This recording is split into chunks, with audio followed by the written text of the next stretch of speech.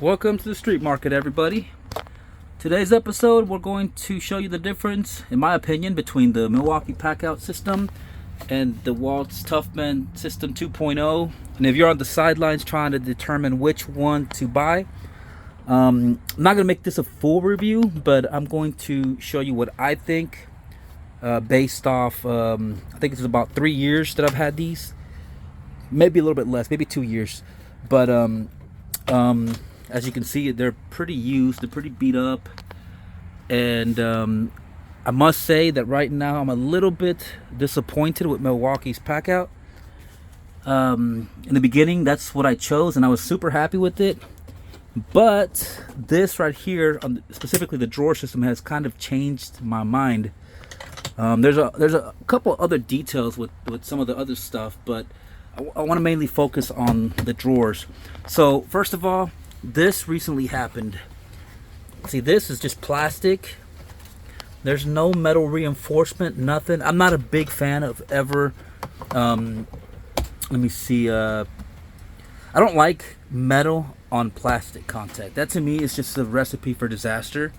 And I mean, typically most of these systems are plastic and, you know, metal, so there may not be an alternative. But nevertheless, this, after 2 years, this is what happened. This broke off, and then this happens all the time. And so when I'm driving around and I open up my trailer, I'll open the door to this, and it's super frustrating. It's only a matter of time before, you know, the weight takes a toll and I'll start having issues with the actual drawers themselves. In my opinion, that hasn't happened yet, so, you know, I'm not saying that's what's going to happen or what's I've read to happen or nothing like that, but that's just what I'm expecting. But anyway, let me show you what a properly working version is supposed to feel like. So you push down on this lever, and then you pull this out, and then bring this down, and then you slide it in. Then you can go ahead and open up your drawers, get your tools out, and then when you're done, close everything up and repeat the process. You got the option to put a lock there or something to secure it. Now, here's my biggest complaint. Like, sometimes I used to have that little box right there, right over here. So if you're ever, you know, you're out in the field and you need you need a tool from, let's say, right here, it's difficult if you have something like that right here, because then you have to shift it. You got, you know, let me see how to explain this. Say you're fully loaded, you know, it becomes a bigger issue then, because then shifting may not even be possible at all. Right now, y'all can move some things over, and it's you know, I'm not trying to sound lazy or anything, but you know, you just deal with it. But I've learned that the difference between these two, and it should have been obvious from the very beginning. You know, obviously, I'm not smart enough to determine that. This, on the DeWalt ToughSystem system, you just pull the handle, and it slides out. And then to close it, all you do, push it back in, and that's it. It's secured. I've never had an issue with these sliding out, nothing like that. So that's the difference number one, in my opinion. On the other side, I've started to really dislike having to do this all the time. I mean, it's so frustrating, because sometimes when I do have stuff here where I may have a little bit of space, and I can pull these out, and I can, you know, get whatever I need without having to, you know, pull any other mechanism. These guys, they don't work like that. I mean, look at this. I mean, imagine if this only goes down this much, you're only gonna have a little bit of access to this top drawer, you know, half the access on the middle one, and then probably zero access down here until you pull it out all the way. It's very frustrating. I don't like it. Going back to this issue, I really haven't had a chance to really think about how I'm going to fix it.